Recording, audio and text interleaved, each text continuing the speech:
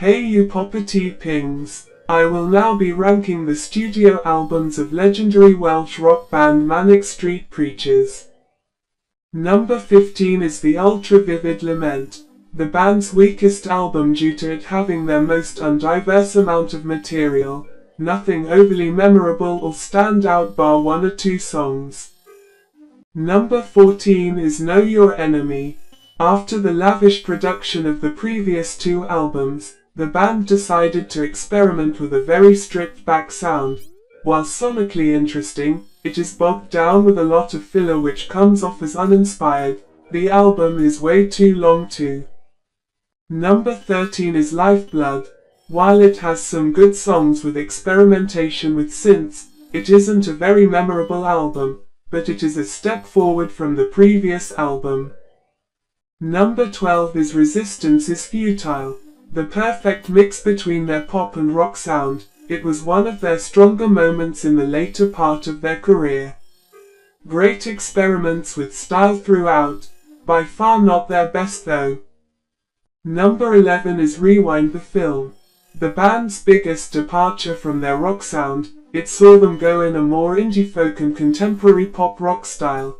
Lavish with its production and wide-eyed with its heights, the material is weak compared to its ambitions. Number 10 is Postcards from a Young Man. The band's foray into stadium pop rock, this weird experiment did work and produced some fantastic results.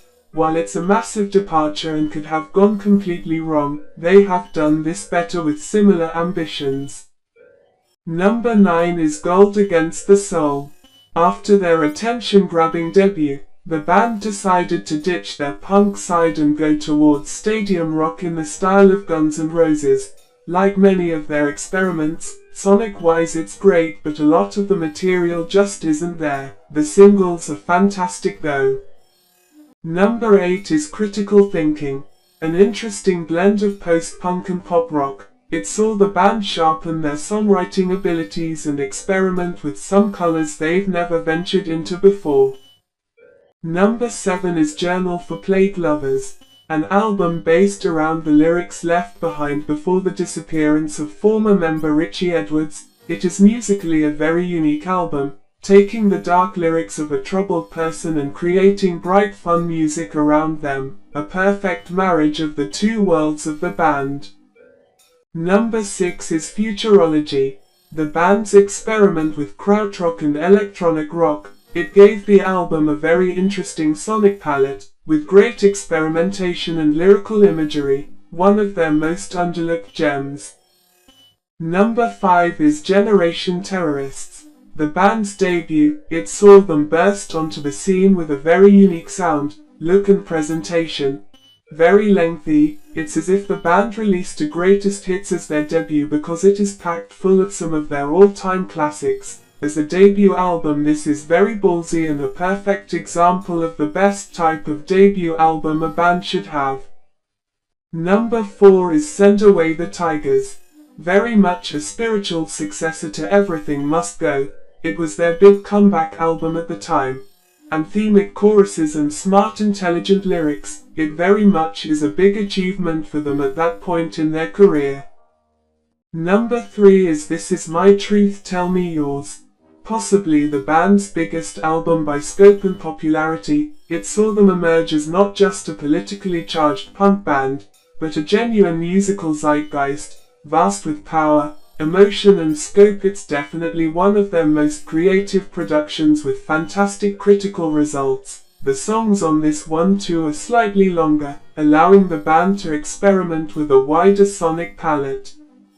Number 2 is Everything Must Go.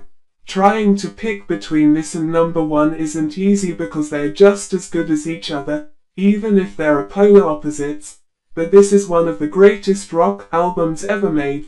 Powerful lyrics with incredible creativity, performances that prove the band are at their peak and some of the most passionate performances from vocalist and guitarist James Dean Bradfield, made during incredibly frustrating times after the disappearance of former member Richie Edwards. This could have killed the band, but instead it made them legends. The best Manic Street Preachers album in my opinion is The Holy Bible. Made just before Richie Edwards went missing, it was very much an album with his tortured heart and soul etched into it by the darkness and corrupted ethics of the lyrics. Lyrically it holds no punches and musically it matches. James Dean Bradfield is a very underrated guitarist, and he gives his strongest performances on this, even with his vocals reaching new heights. In many ways this is one of the darkest rock albums ever made, but in many ways it's also one of the greatest ever created too.